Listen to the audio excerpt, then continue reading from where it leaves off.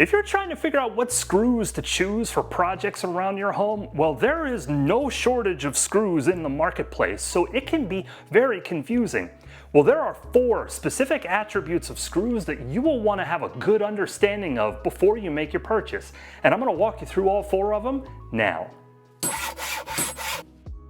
When you go to the hardware store, you're going to notice that the screw boxes might say something like general purpose screws or drywall screws or construction screws or cabinet screws. There are a lot of different types that are marketed in specific ways, and these are generally good markers that you can use in order to apply the screw in the right application. But understanding those 4 attributes can really take this to the next level, and here's why I say that. Screws come with many different coatings, and that's the first attribute, the coating. The biggest consideration to make here in most DIY applications at home is indoor versus outdoor applications. A lot of the screws for outdoor applications, like your standard deck screws, have coatings that are made to withstand the outdoor elements so that they don't rust or corrode. And then indoor, you might have something that's like a zinc plated. This is actually a yellow zinc plated. Or you might have something that is black phosphate coated, like a typical drywall screw. And these are just corrosion resistant coatings that they have on them to protect the screw for the application that you're using. The overarching point with the coatings though is to make sure you pick the one that's going to be right for the project that you're trying to complete. Second, and this one might seem super obvious, but I've really seen a lot of people mess this one up, it's the length of the screw. When you consider the materials that you're screwing into, through, or together, you have to purchase the right length screw. Here's what I mean. If I'm taking 2 2x4s and putting them together, each 2x4 is 1.5 inches thick. So together, they're 3 inches. Well, I don't want a 3-inch screw because if I go just below the surface of the wood, the tip is going to poke out the other side of the second piece. That's usually not good. But if I get a 2 3/4 inch screw, well, that's gonna get me a little bit further through. The rule of thumb that I usually follow, carpenters may argue with this, when I'm putting 2 pieces of wood together, I wanna make sure that I'm all the way through my top piece and 2/3 to 3/4 of the way through my bottom piece. Getting the threads of the screw thoroughly buried within both pieces is going to be critical to giving you the hold that you need for whatever project you're completing. So on your boxes, you'll notice that these are 1 5/8. This is 1 1/4. The lengths will vary based on the different screws. Just pick the one that's going to be right for whatever project you have going on. Number 3 is probably the most complex part of the screw, and in my opinion, definitely one of the most important. It's the shank.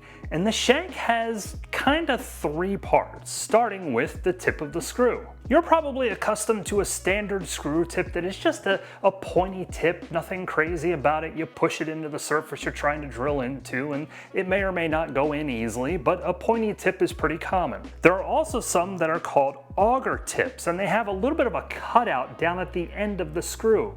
And you may notice that if you look at different auger tips, they might go a little bit further up and down the tip of the screw. Various manufacturers do this differently, but I have found that the auger tip is one of my favorite when I'm working with a soft wood like a pine 2x4 as an example. These auger tips grab quickly and they go in faster, in my opinion. There are also screws that have an actual self-drilling tip that looks totally different on the end. And the purpose is for that to completely break through the surface without you having to create any sort of a pilot hole, as in like a sheet metal screw is an example, like this one. And the tip is super important because that's where you're breaking into the material that you're drilling into.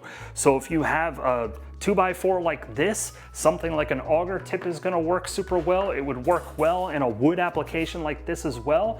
But if you're doing something that's more along the lines of a sheet metal application, you're going to want to use one of these self-tapping or self-drilling tips. Moving up the shank, we get into the threading of the screw.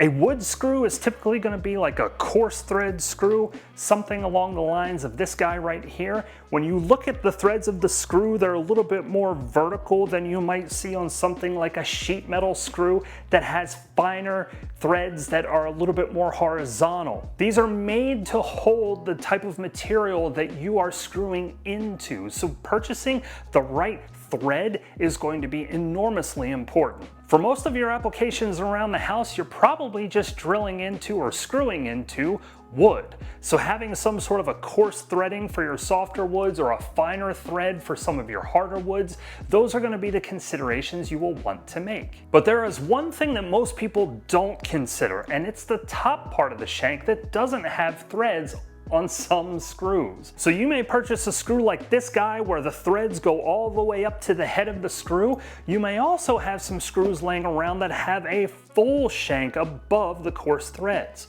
Why is that? Well, here's why.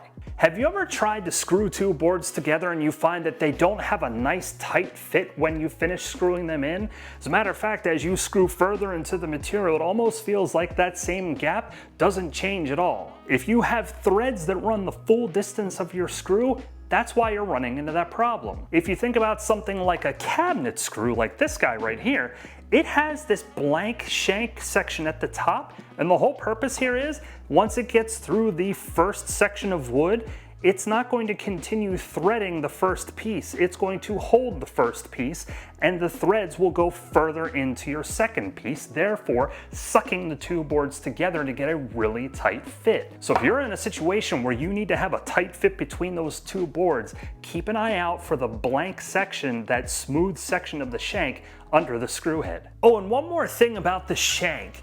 You will notice that on your boxes there is a number listed there. You might see an 8, you might see a 6, or 6, or whatever the numbers are on your boxes. These denote the diameter size of each of the screws. This basically just means that the shank diameter is larger if it's a bigger number and it's smaller if it's a smaller number. And when you hold two screws up next to each other, if it's like a 6 and an 8, you'll still be able to tell if you take a look at it.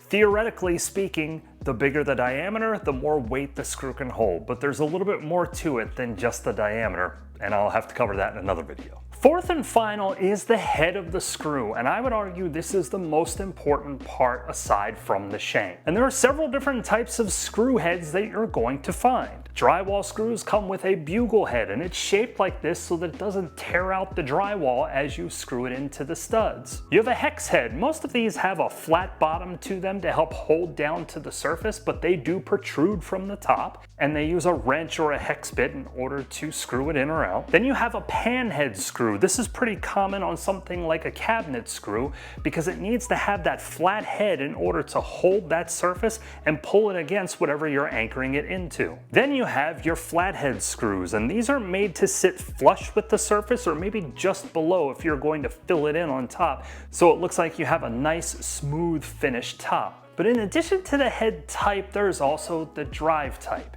And the drive type is something that I think gets overlooked like all the time, especially when it comes to one of the biggest issues that people run into with screws. But first, the different drive types. I talked about the hex drive, so you can use a wrench on this, or if you have a hex bit for your drill, you can use that. You're all very familiar with a Phillips head drive type. There's also the slotted head drive type. I just don't have any of those laying around here, unfortunately. This is super common because most of your screwdrivers have either a slotted or a Phillips bit or an end on them. But then you have the Torx drive screws, and some of you have probably seen them and seen these star tops on it, and you're wondering what in the world they are. These are my favorites for a couple of different reasons. First, I find that I get a way better fit and easier grip with my bits for the Torx when I'm using it in my drill, and even with just a Torx screwdriver. Also, and this is the biggest issue that people run into, these Phillips head screwdrivers, which most people default to, strip so easily because the bit or the actual screwdriver can come straight out, and as you turn, it will just bore out the hole in the top of the screw, and then you can't get the screw out of whatever you're screwing into. This happens considerably less with Torx screws because it gives you that really nice tight fit. I actually burn out the Torx bits more than I burn out the tops of the Torx screws when I'm putting them in place. But you might be in that situation right now where you've busted out the Phillips head and you've stripped that thing to heck and you need to get it out. Well, for more information on how to do that, click or tap on this video. And until the next time, keep doing it yourself.